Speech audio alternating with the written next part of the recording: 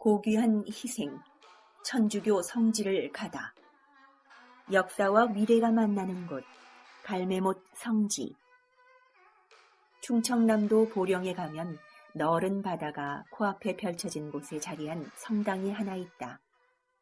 이곳이 전국에서 유일하게 바닷가에 위치한 성지, 갈매못 성지이다. 과거에 그토록 끔찍하고 비참한 일들이 일어났건만 현재의 갈매못에는 평화로운 파도 소리와 갈매기 소리만이 울리고 있을 따름이다. 갈매못은 갈마연에서 온 말이라고 한다.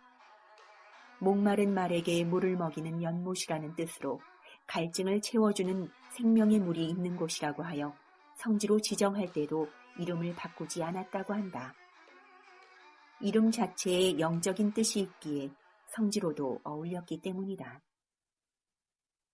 갈매못 인근에 있는 오천항은 수심이 깊고 양쪽에 우뚝 서 있는 산이 방파제 역할을 해주기 때문에 폭풍에도 피해가 없다고 한다.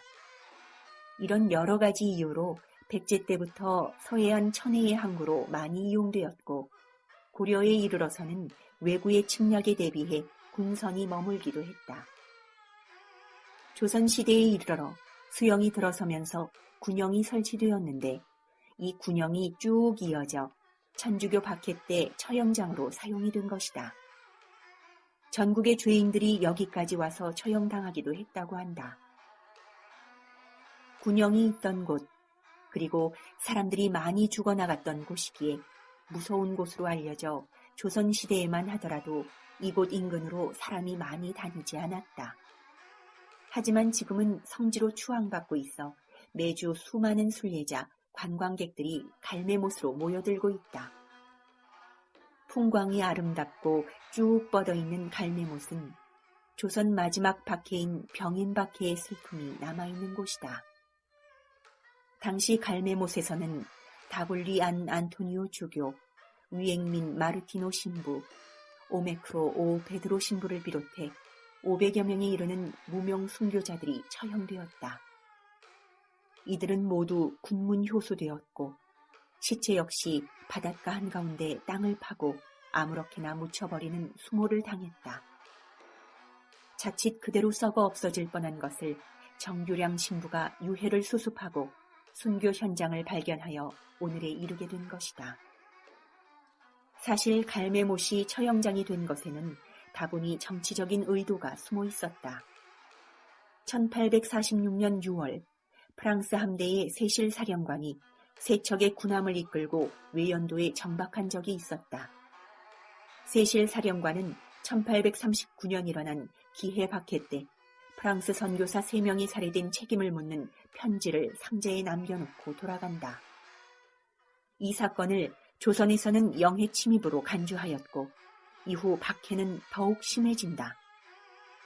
갈매못이 있는 오천항은 세실 함장이 정박했던 외연도와 가깝기에 흥선대원군은 외세에 대한 경고의 의미로 이곳을 처형장으로 택한 것이다.